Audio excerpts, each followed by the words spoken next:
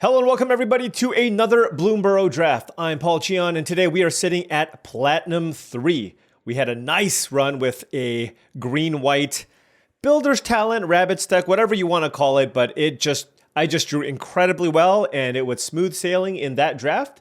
And hopefully we can put together another smooth draft heading into this one. Now, before this draft fires, I did want to say that this video is brought to you by tcgplayer.com. If you want to pick up any Magic the Gathering singles or sealed product, make sure you click that affiliate link in the description below. Additionally, TCG is rolling out a series of videos called Edge. This is going to be basically an educational series of videos hosted by Reed Duke, Luis Scott Vargas, and Martin Yuza on how to up your game. If you want more details, go to channelfireball.com/edge. Additionally, this video is brought to you by heavyplay.com. Go to heavyplay.com/paulcheon to get 10% off your first order on all things Magic the Gathering supplies and accessories. Premium deck boxes, playmats, sleeves, etc. You name it, they got it. Make sure you check them out. Also, they will be available at SCG Con Tampa on the weekend of September 6th through September 8th. So make sure you give them a try. Or say hi. Tell them Paul sent you. Okay. Anyways, draft. Oh, yes. You know something? It's just nice when you just don't have to think. When you just don't have to think. Here's the thing. Should I draft a deck where I take a lot of creatures with higher toughness? I don't think that's how you're supposed to draft the Greenshell. I think you just put it in your deck and whatever happens, happens. But this card is one of the best rares in the entire set, and I love first picking this card. Yes!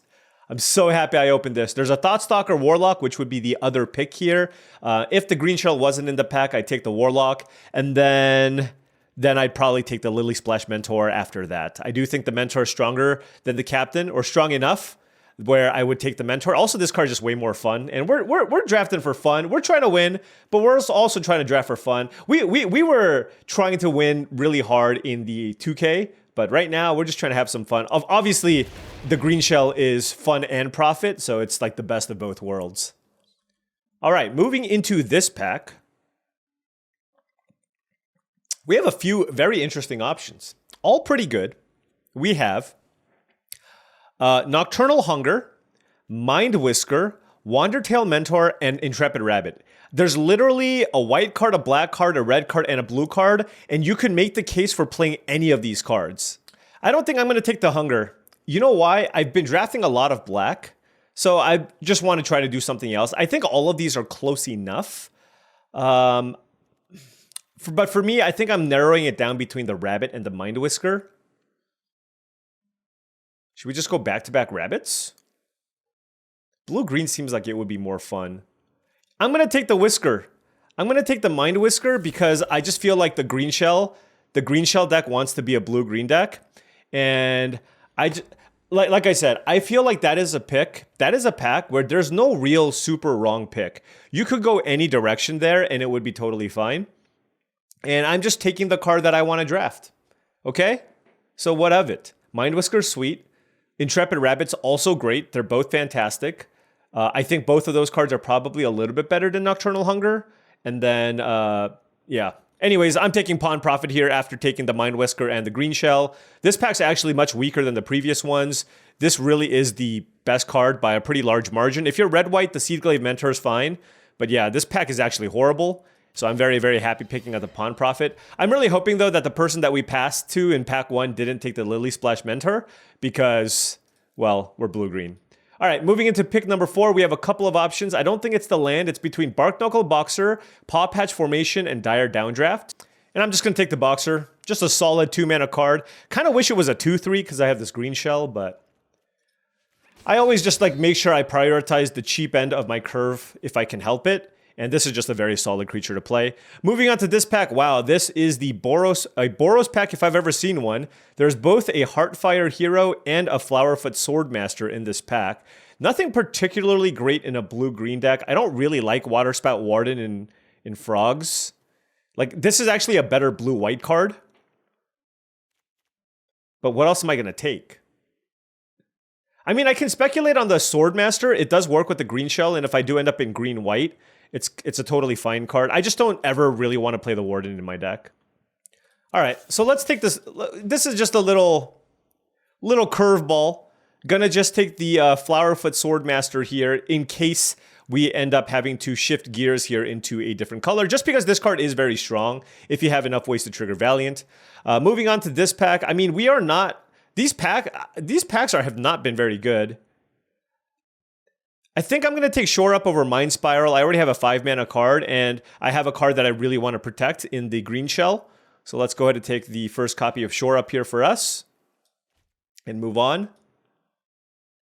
And just more mediocre packs. Wow, I guess I'll take the Counterspell.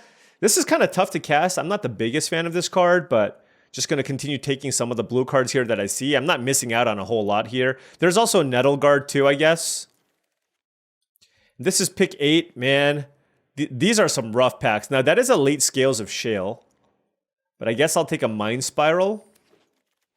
This is the pack that had the Lily Splash Mentor. Green, definitely not open. I mean, green's just always been kind of contested recently. Not too surprising. Green is one of the best colors in the format. I will take Pearl of Wisdom here, I think, over the Hidden Grotto. Not a big fan of the Junkblade Bruiser. And here, I will take a Treetop Sentries. It looks like we're going to be maybe a more defensively oriented deck. I don't really need a second Shore Up or second Mind Spiral, and it does work with the Greenshell. So we're going to try to play a blue-green deck that's looking to go a little bit long, and see if that's going to be good enough here for us. But we're certainly fighting people for cards, right? It's not like this is a slam dunk blue-green is super open kind of draft deck, but I think we can still try to make this work with what we have so far. Here, there's a Thundertrap Trainer. We don't have a ton of spells, but the upside for this card's fantastic. It's an excellent card to pick up and flicker as well. So I do think I'm going to take the Thundertrap Trainer here. I do like Sticky Tongue Sentinel a lot in blue-green as well. Also, this has more toughness than power, which works with the Greenshell. But let's go ahead and first pick the Thundertrap Trainer here. Hopefully we can pick up some Polywallops and other interactive spells here for the deck. Probably playing one of these card draw spells. I'm just not sure which one. Kind of curve dependent. Also, if I just end up with a bunch of random otters, then I guess I play this. Here, this is certainly not an Honor Dray Leader deck. There's an Iridescent Vine Lasher, which is great. Take Out the Trash is great. Carrot Cake is great, but none of those cards go in our deck. So we have two options, okay?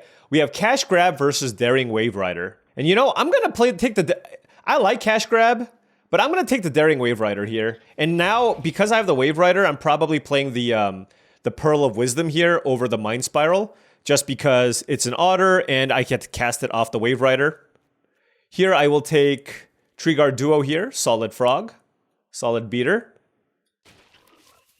Certainly want more cheap things. I want Polywallops, Sunshower Druids, Pawn Prophets, Blink Effects. Those are the types of things that I'm looking for here.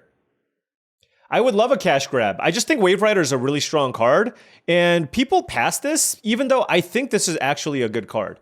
I just feel like people do pass this more than they probably should. This pack is quite weak. There's a Heaped Harvest that I might take just as a ramp effect here. That's a late Thoughtstalker or Warlock, but I don't know that this is worth the splash necessarily. And we do have a couple of expensive cards and a Forage card here. So I will take the Heaped Harvest, but not really looking forward to casting this or playing it. Seeing a bunch of white cards here. I will take 3-Tree Rootweaver. It ramps us to our expensive cards, has more toughness than power.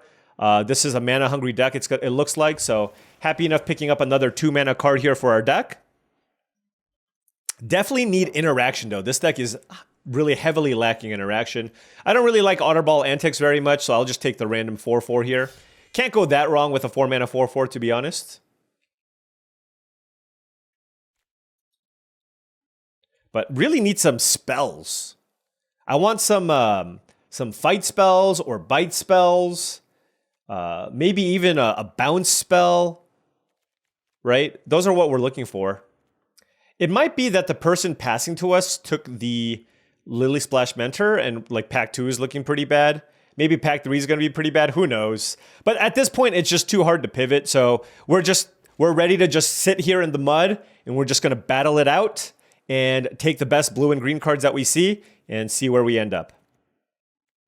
Here we have Sticky Tongue Sentinel, which is phenomenal in blue-green. I do like it more than the Bushy Bodyguard. We're not really filling our graveyards up too crazy. This card just fine, whereas I do think the Sticky Tongue Sentinel is premium. Also, we don't have any 3-drops. We can pick up the Trainer, the Pawn Prophet, really great card. Or the Wave Rider, that's a lot of mana, but it's available. Here, this is interesting. Do I want a second Treetop Sentries or give myself the out of splashing Nocturnal Hunger? I think I'm going to take the Hunger here. I have a Daring Wave Rider, a Thundertrap Trainer, and I have this Heaped Harvest along with the 3-tree Root Weaver, and we're really lacking interaction. So given that I see, what, a 9th pick Nocturnal Hunger, I'm going to take it here and speculate and see if I can play this. Sticky Tongue Sentinel tabled here. Wow. I was looking at the Oak Hollow Village, but very, very happy that the Sticky Tongue tabled. Not a fan of any of these cards. I'll take the Cultivator, but not really something I like playing in blue-green. Which pantry should I stock? None of them. That's the answer.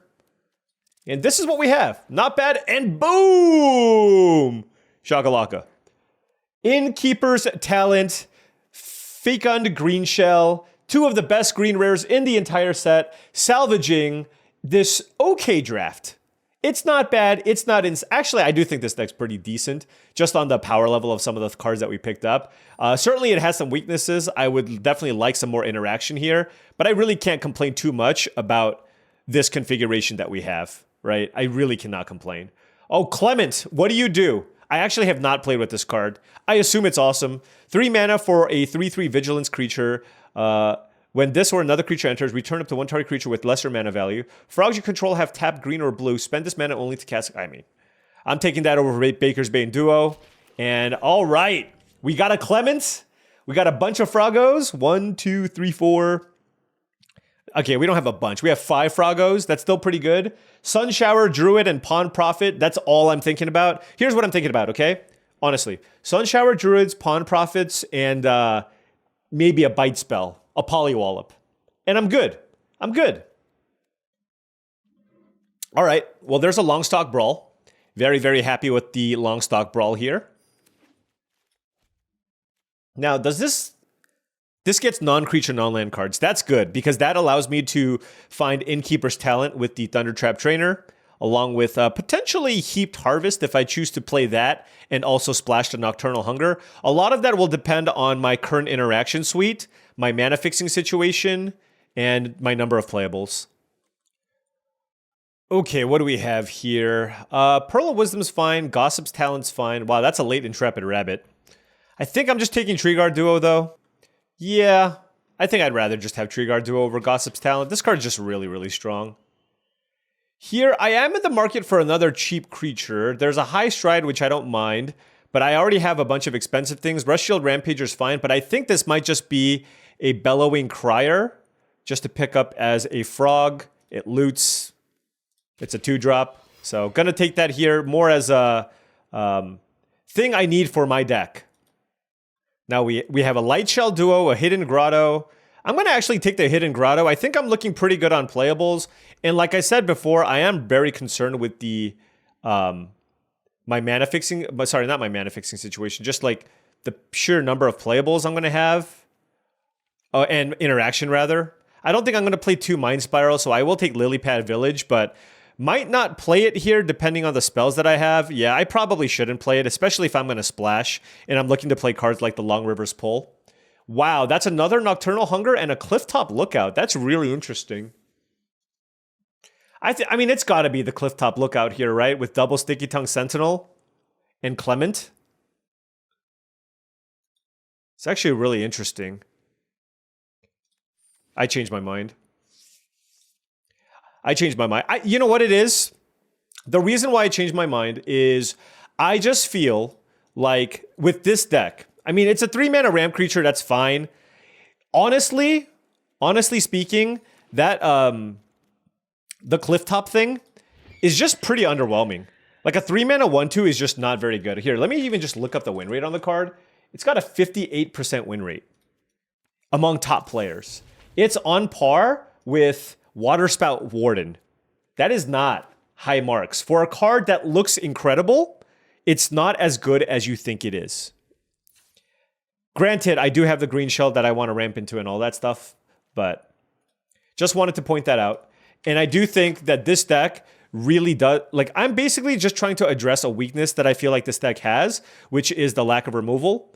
And so I'm choosing to go for the Nocturnal Hunger here with kind of a Swamp, Hidden Grotto, Heaped Harvest, and the 3-tree Root Weaver as the ways to splash the Nocturnal Hunger.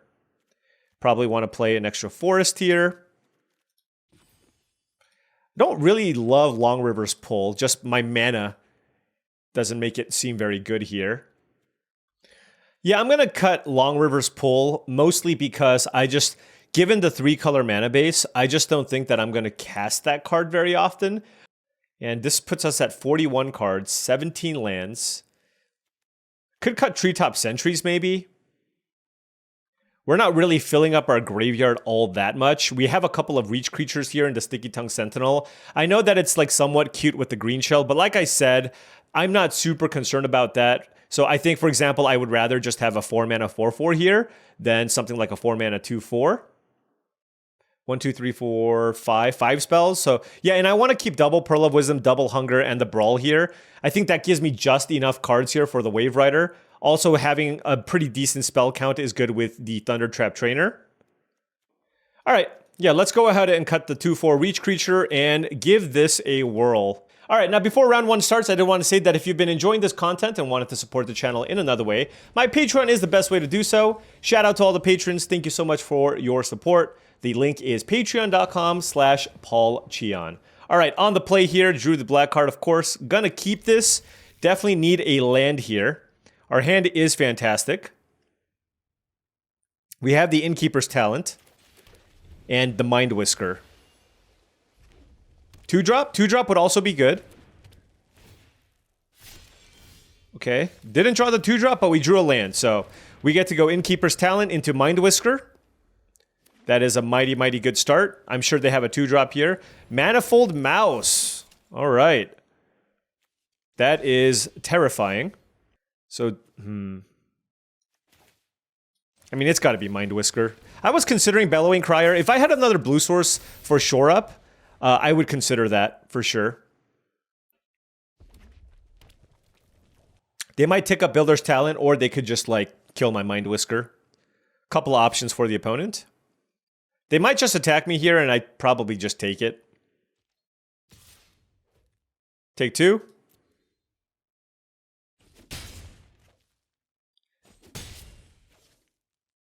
Next turn, if I draw a land, I can just jam Treeguard Duo. They played Roughshod Duo. I definitely want to land. I'll definitely keep the forest here. And yeah, we're just going to do... We're going to do the thing.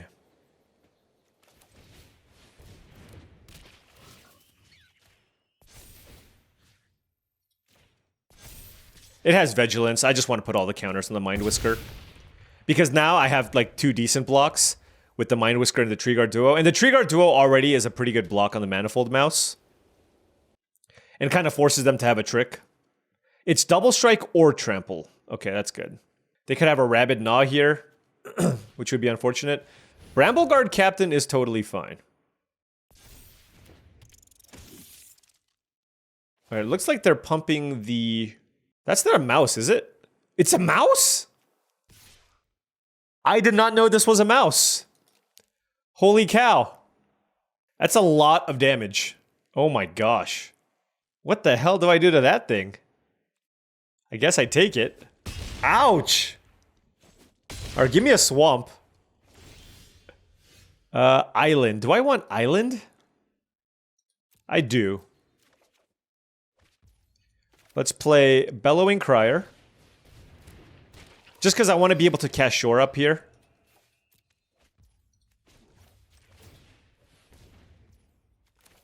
So it's like, now what do I do?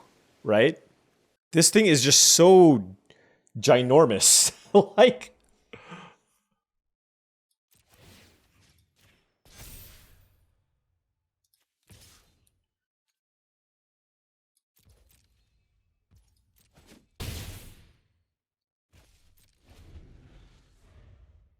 I'm attacking because then next turn they have to make some weird blocks. But the Brambleguard Captain plus Manifold Mouse... I mean, this is why I prioritize the removal. Granted, I don't have the mana to cast it. But that's why, because like stuff like this, when they're trying to like Tron up here, it can get difficult. Hopefully they just try to use a removal spell here to get my creature out of the way, and then I can shore up and like not die. That's kind of the plan here. Or the hope. Whatever you want to call it. Whatever you want to call it. So it has trample and it gives double... Oh my gosh. Alright, Jolly Gerbils. Why do they play that ahead of time? Them playing that ahead of time makes me think that they have a crumb and get it. Right? Like, what is the reason here to play Jolly Gerbils first? Whoa, this was unexpected.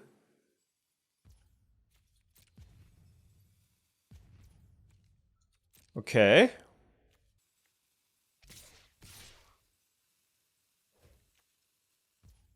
So let me think about this. That is an odd attack. I mean, I don't really have a choice here. Like, I feel like I have to do this, so... So if they give this +2/+2... it's a lot of damage. 10 damage?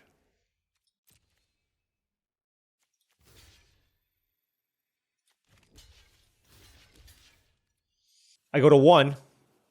I go to 1. What else is there? Like Valley Dash? Valley Dash, right? It gives like first strike. Blooming Blast. I see. I think that gets it done. Yeah. Yeah. Oh, can you imagine if I had one more mana? Oh my gosh. Oh, that's brutal. Yeah. All right, good beats. Look.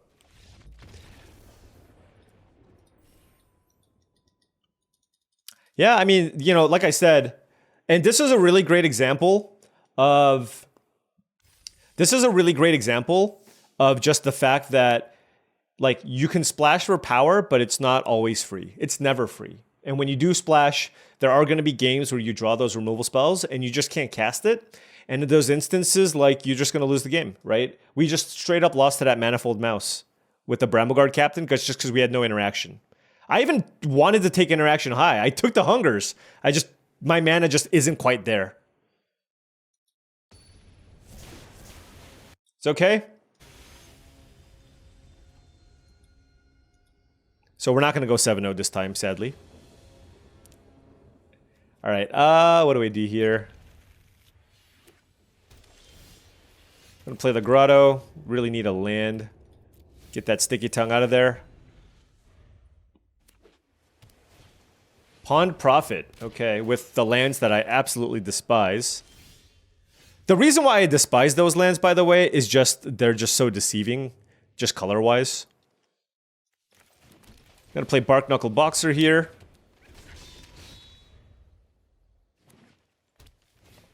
It hits harder, okay?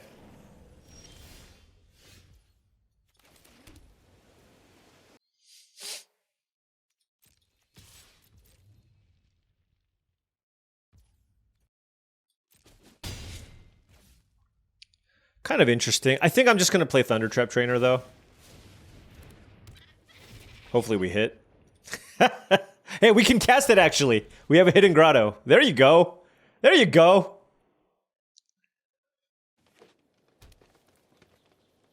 See? See, look. Don't they just both look like blue lands? Just saying. Oh, I'm sure they have nothing. I'm sure they just have nothing. Just 5 mana. It's probably a Spellgyre, maybe? Whatever. If they counter the Treeguard duo, it's fine. It's almost like it's close. It's like, do you want them to counter that, or do you want them to, like... Okay. Like, yeah, okay. They're...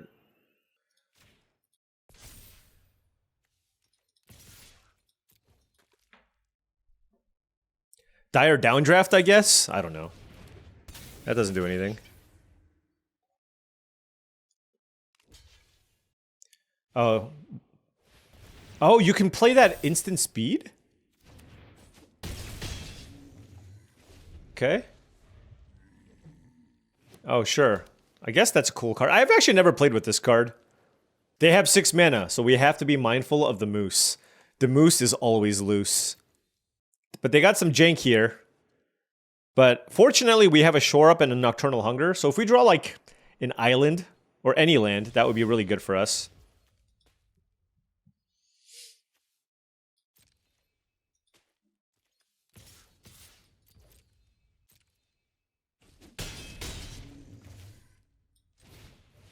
Let's draw some lands.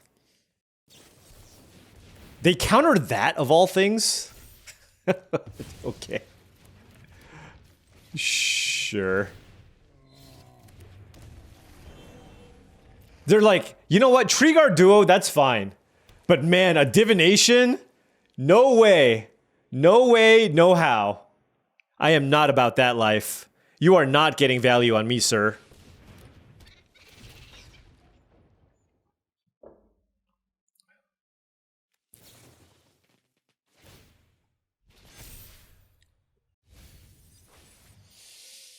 All right, how are we going to do this? They're at 8 life. That is not a lot of life points. Probably just want to kill the Wave Rider. Oh, they have a Longstock Brawl too? Okay, now it's going to be tough. They gave me a fish? How to do this? One more land for Daring Wave Rider onto Nocturnal Hunger does seem pretty nice.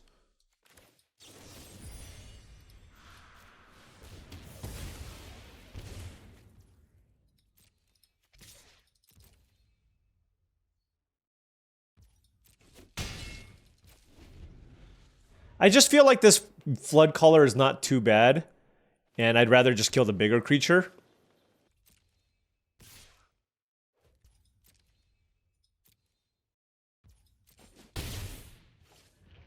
Alright, they're gonna play some kind of spell or otter, I guess.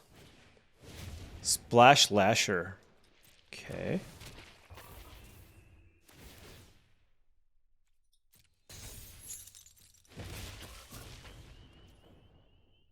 Oh, that's really annoying. Sure.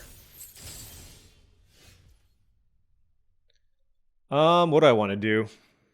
I mean, I can try to kill this Valley Flood Caller, but they have 2 mana available. This pumps frogs and stuff too. Alright, I'm gonna just go for this here. Okay, good. I just felt like if they play something and pump all their frogs, like that's a problem.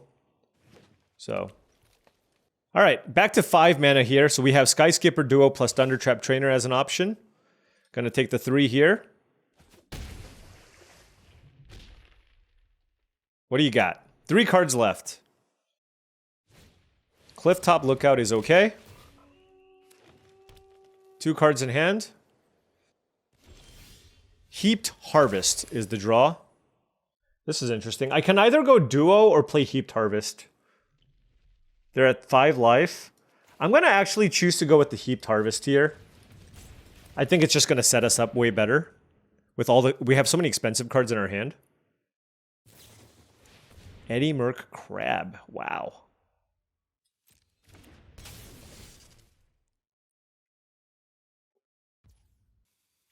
Blue, I guess? Are they trying to kill me here or what? I don't understand. I guess they're trying to kill me. I used all my black spells, so I'm just going to get an island here. Now the question is whether or not I would like to ramp myself and gain 3 life. Or just play out a Bellowing Crier. Because this can chump here. Yeah, I'm just going to sack this. Let's get another island. It's like a fog, okay? And we just have way more mana to work with, and I'm not super concerned with dying here. Unless they have like a overrun type effect. We're at 13 life. Our fish can chump block the Eddie Merc Crab.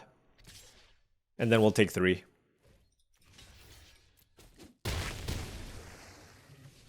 But then we stabilize. But then we stabilize.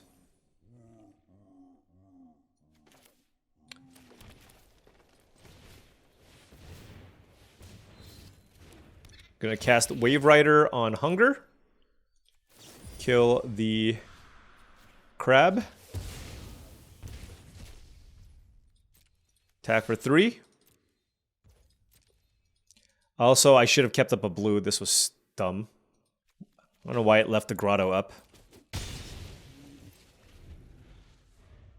I played out a land just... I mean, I know I have the Bellowing Crier, so maybe I shouldn't have, but... Alright, Splash Lasher getting in. Yeah, let's block. Because we can blink the Wave Rider. Wave Rider is not attacking. So let's go this. Play Sky Skipper Duo. Target the Wave Rider. I can also play the Bellowing Crier. Not going to attack. Oh, wow. Innkeeper's Talent. Then we'll cast Nocturnal Hunger. Kill Treeguard Duo. And we're good. Okay, this was a nice little value-y heads-up matchup here. Shoreline Looter, okay.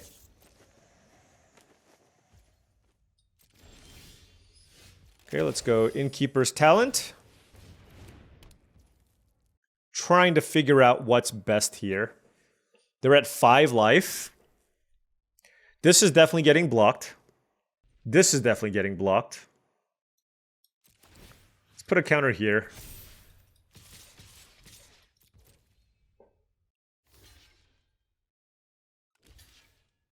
Okay.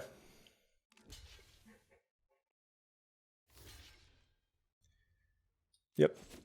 Well, hopefully we don't die to this looter. Yeah, I'm just gonna play this.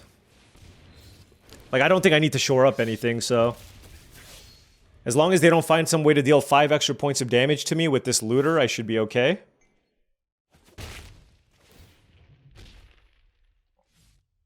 They're at 2 life. I have a gazillion creatures. Alright, this is game over. They had a cool deck, though. Definitely. And this was an instance where the Nocturnal Hungers were amazing. So 1 and 1, right? Nocturnal Hunger being able to kill some key things was pretty important. Being able to flash it back with my 6 mana card and then flickering it with my 5 mana bird. Like, all those things worked well together. Alrighty, 1 and 1, and now we have the Nocturnal Hunger again.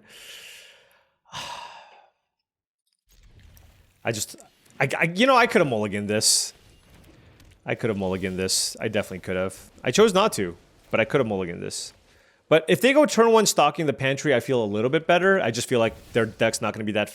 Wow, they went deep. There's a Sylvan Tutor. They're going to get a Camilla.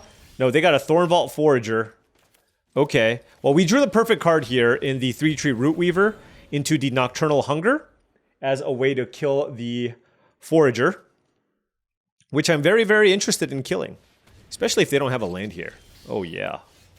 Oh, wow. Innkeeper's Talent, too?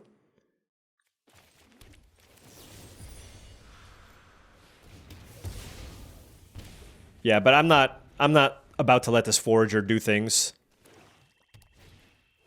Bark Form Harvester from the opponent. Land would be amazing, because that allows me to double spell. And I'm going to play a Sticky Tongue for no value.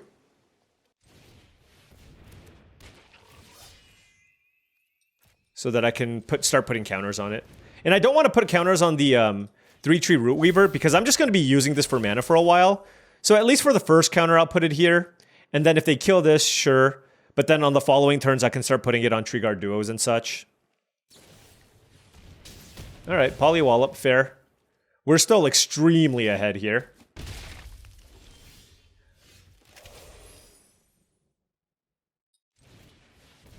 Let's play Treeguard Duo, targeting the Weaver. Let's put a counter on the Duo. Let's attack. And then let's actually tick this up so that this has ward. Because they're like kind of stuck on lands. So now they can't even polywallop. It's a 4/5 as well. Next turn I might just go Pearl of Wisdom. Try to draw another land so that I can go Pearl of Wisdom into land Treeguard Duo. Just kidding. They played Cruel Claw Heist. Looks like they're not gifting me a card. Sure. I mean, this is a totally fine spot for us as well. Let's play Pearl of Wisdom. And then we'll just tick up the Innkeeper's Talent now. Stocking the Pantry is a cool combo with Innkeeper's Talent. I had an opponent do that once. We won that game, surprisingly.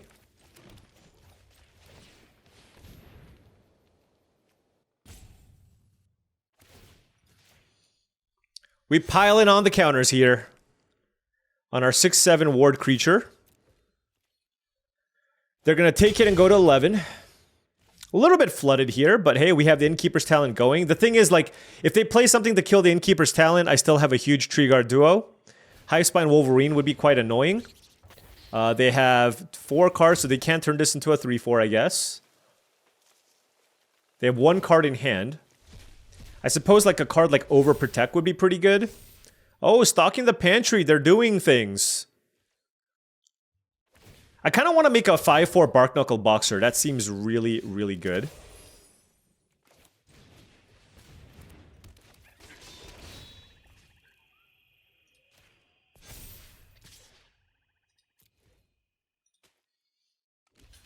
Sure.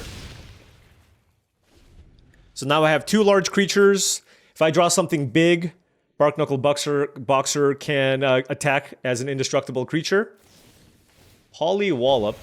Okay, sure. And then they can turn it into a 4/5. Okay. I mean, they're you know, doing everything they can with the resources that they have, and we are getting a little bit flooded here.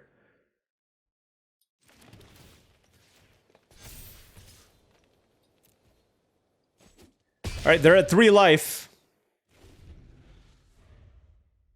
If they kill this, I'm going to need to start putting counters on the Root Weaver. We've drawn 9 lands. We drew Nocturnal Hunger.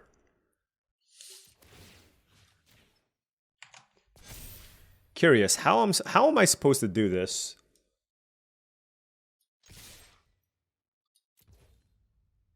Do I kill this now? They have 2 cards in hand?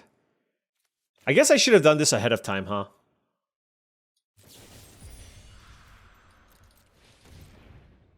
If they have an Overprotect, it's okay.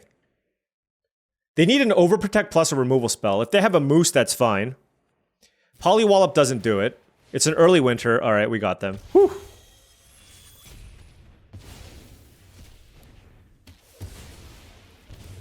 Barely. Barely. Alright. Double Nocturnal Hunger still being very, very good for us on the splash. So, Nocturnal Hunger, 2 and 1. Although, we probably won because of Innkeeper's Talent, but you know, who's keeping track? Let's draw the Greenshell. Okay. Alright, the one swamp. The one swamp. I gotta ship this one. If I don't draw an island, I just lose. But now I can't go to 5, so I'll do this, and I will bottom. I'm gonna bottom an island. It's like, I don't need that island. I need to draw a forest to play this Root Weaver anyways. So let's just bottom the island. Like, if I draw a Divination into a bunch of blue cards, I guess that's a thing, but... Alright, turn 2 Baker's Bane Duo, obviously always very strong. Don't really want to bounce 3... I didn't get to see a single Sun Shower Druid. I'm so sad. Sticky Tongue Sentinel. 3 mana up.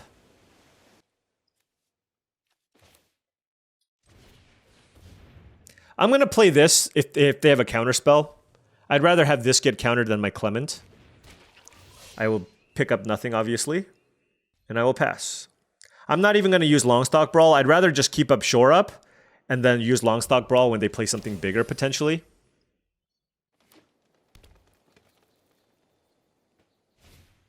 Splash Lasher.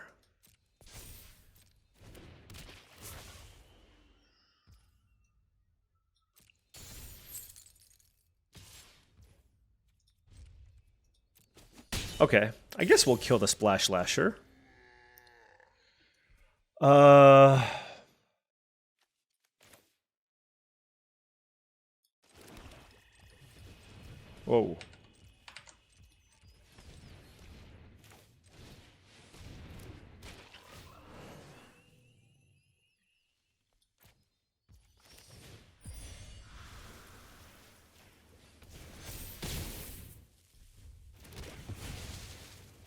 All right.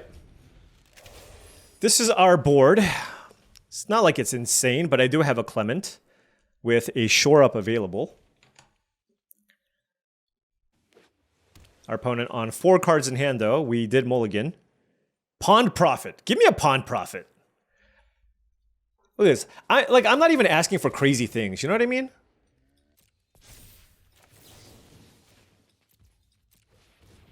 No, you don't.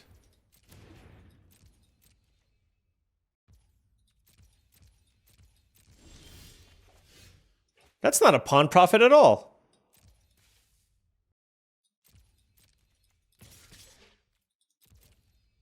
This thing has vigilance? I didn't even know. No, well, there you go.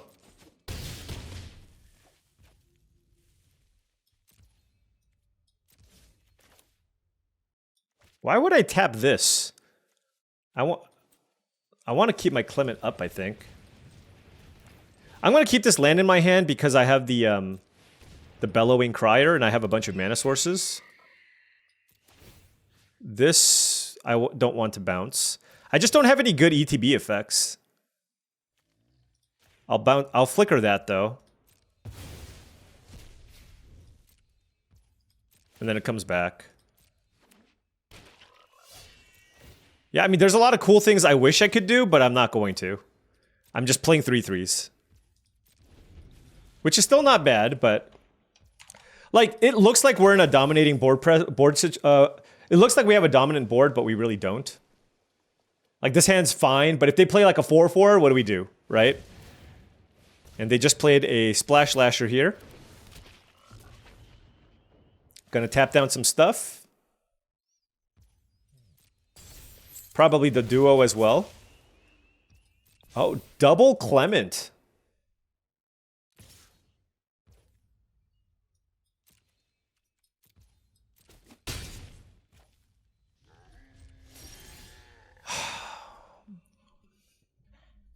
Why did we draw that land?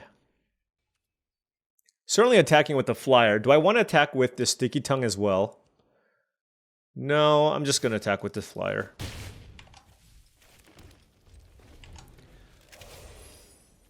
We have a couple of divination effects. We have Innkeeper's Talent. We have the Greenshell. We have so many good cards we can draw. Hopefully we can find one of them. Skyskipper Duo plus Splash Lasher is quite strong. Yeah, I mean, you know, they're just drawing more action than we are. That's all there is to it here. And their deck looks solid too. So it's just like, who draws more cards, right?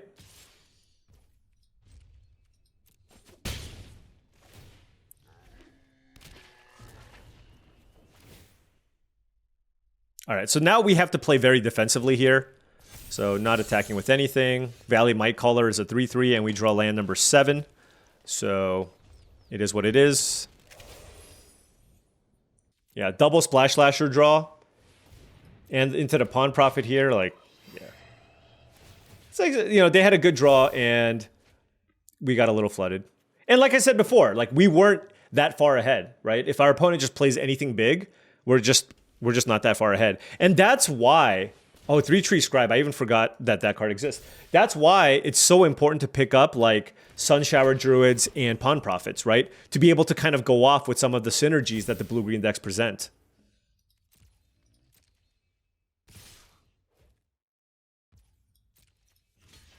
Five, 6, 7, 8, 9, 10, 12. 9, 12. We're super dead.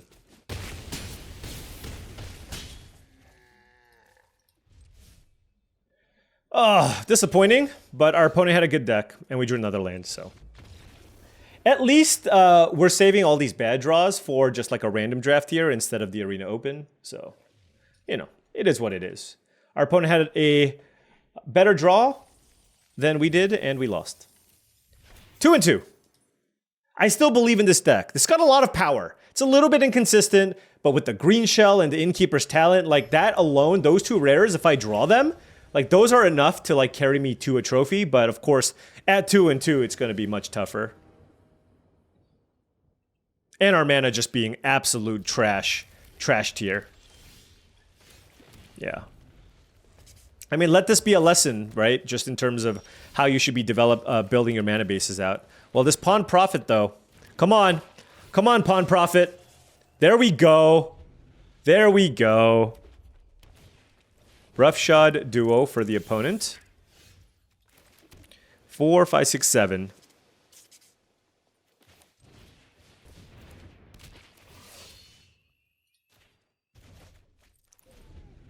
Happy enough with this trade.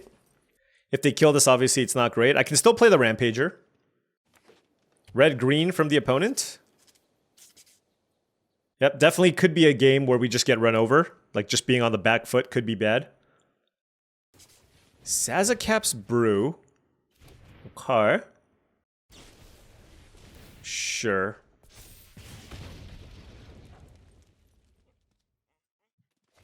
Oh, it's a raccoon. It's a raccoon mouse.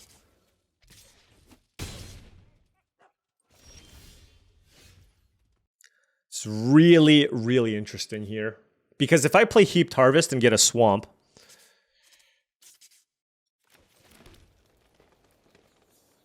Because I almost want to play the Rush Shield Rampager with mana available to save it. I'm just like a little bit concerned. Like, what if they play a big thing and then I trade and they still have a big thing? All right. This feels a little bit odd. I'm not sure if this is correct, but I'm going to do it, okay? I'm going to go play a Heaped Harvest. Do your worst. Hopefully it's not like a Quick Tusk Boar. It's a Hivespine Wolverine. That's... Darn! That doesn't actually get me the land. Now I'm going to play a Rush Shield Rampager here, actually, and then keep up Shore Up. And let's see what they do. They're very, very incentivized to play something big here. Gift the Tap Fish, and then now we Shore Up. Good. Alright, well, I'm glad that ended up working. They can still hit us for a ton of damage here, of course. But at least the Roughshod Duo can't attack. Most likely. Curious Forager, 5 cards in Yard. They did nothing to get back, though. Alright, so we're going to take 7 here. That's a lot of damage, obviously. They can get back a land, I guess. Yeah, might as well. Yeah, they can get back a land. I take that back. They have something to get back.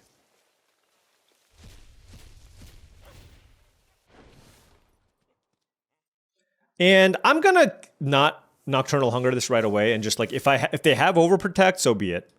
Is kind of my approach here. What was that? They played the Forest? Okay. This is actually kind of interesting in the sense, it's like, do I play Bellowing Crier or Pawn Prophet? And I actually think the answer is the Bellowing Crier, because I think 2 power is really important on this board. And then do I discard Pawn Prophet or Pearl of Wisdom? I'm gonna... Because I want the land, I'm pretty sure. Next turn, I'm going to play Mind Whisker, 4, 5, 6, plus Pawn Prophet or Pearl of Wisdom. I have more combos with the Pawn Prophet, so I'll just do this.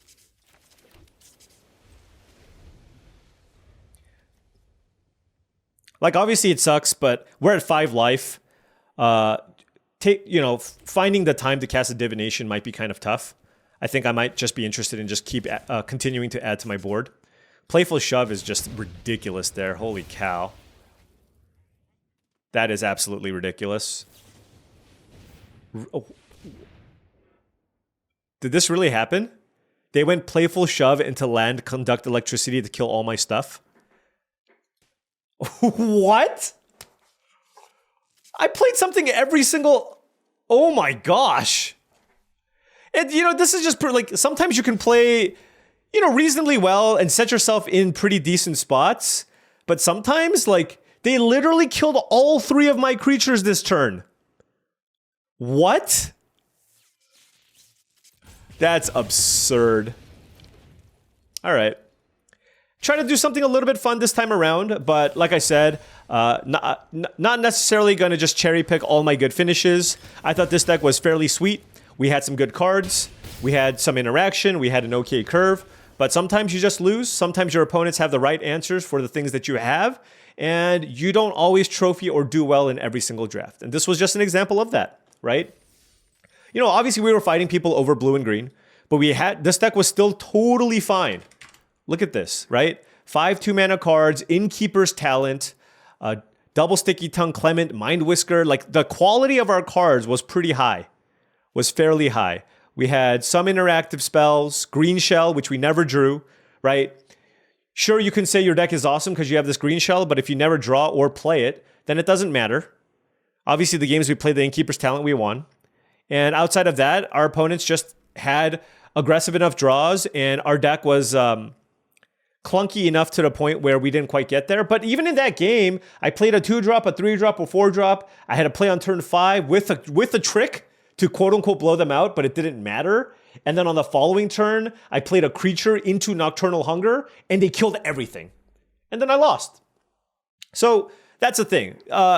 Control what you can control, and when you lose to an unusual sequence of cards that's pretty unlikely, just recognize that that can happen, and that you've probably done the same thing to your opponent. So that's kind of the approach that you need to take to be successful. If you just blame every single loss on variance, or if you blame every loss on things that happens to everybody, then you're not going to improve as a Magic player. You need to be able to take the losses, and even when you win, you need to be able to analyze kind of why you lost, or why you analyze rather some of the mistakes that you made even when you won, to continue getting better, because all of us together, you're watching this video because you want to get better at draft, right? Or you want to make fun of me because you're a way better drafter than me.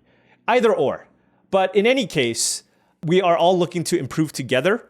And so with that comes a specific mindset that I do think a lot of people sometimes lacks, or, you know, they get a little too frustrated and feel like the arena shuffler is against them or any of that other stuff. And that's just not the case. Draft better, play better. Bad beats happen. It happens to everybody. You live and you learn. But at the same time, you play well, you draft well, you're still going to win more than half your matches. I guarantee it. Anyways, that's just a random side tangent. Thank you so much for watching. I really appreciate it. Make sure you hit that like and subscribe button for more daily videos just like this. If you've enjoyed all of this content and wanted to support the channel in another way, my Patreon is the best way to do so. That's patreon.com/paulcheon. A lot of really like-minded individuals looking to improve their limited game. On the Patreon, you get access to my Discord channel. And, honestly, I think it's just a really great community that we've put together there. Shout out to all the patrons. Thank you so much. Additionally, this video is brought to you by tcgplayer.com. Go to channelfireball.com/edge if you're looking to improve all aspects of your Magic the Gathering game.